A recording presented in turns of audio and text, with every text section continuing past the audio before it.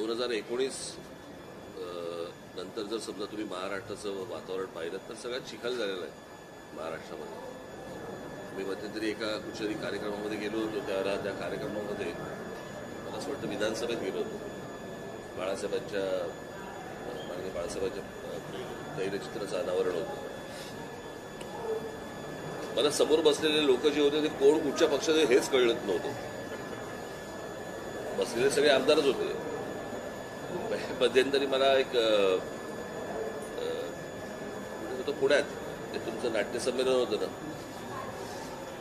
त्या नाट्यसंमेलनाला मला काही राष्ट्रवादीचे नगरसेवक मला भेटायला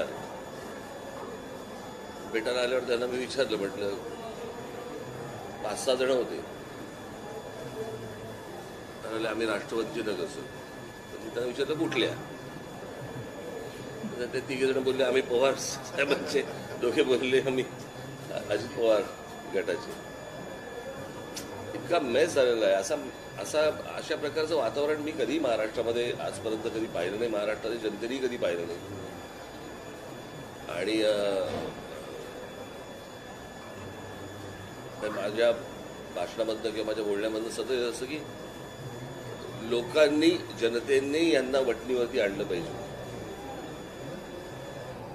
लोक जोपर्यंत वटणीवरती आणत नाहीत तोपर्यंत आपण जे करतोय ते योग्यच करतोय असं जर समजा त्यांना वाटत राहिलं तर महाराष्ट्राचा चिखल अजून खराब होणार. महाराष्ट्राचं वातावरण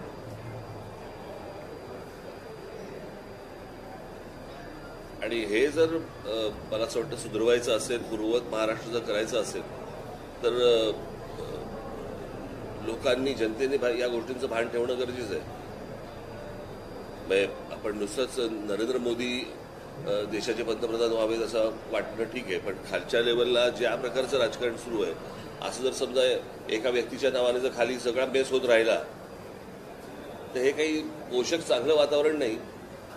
आणि आपण एक गोष्टींचा विचार केला पाहिजे की आज आपण आज म्हणून बघतो आहोत, पण असे अनेक तरुण आहेत, अशा अनेक तरुणी आहेत महाराष्ट्रामध्ये की जे भविष्यामध्ये राजकारणामध्ये येऊ इच्छितात. त्यांच्यासमोरचं राजकारण काय हे?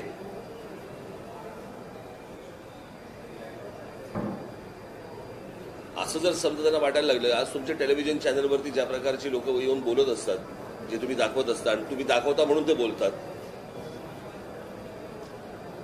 ज्या प्रकारची भाषा वापरतात, ज्या प्रकारच्या शिव्या देतात, जो येणारा वर्ग आहे राजकारणामध्ये त्याला वाटतं की हेच राजकारण आहे. आपण अजून खराब करत जाऊ या सगळ्या गोष्टींचं वातावरण.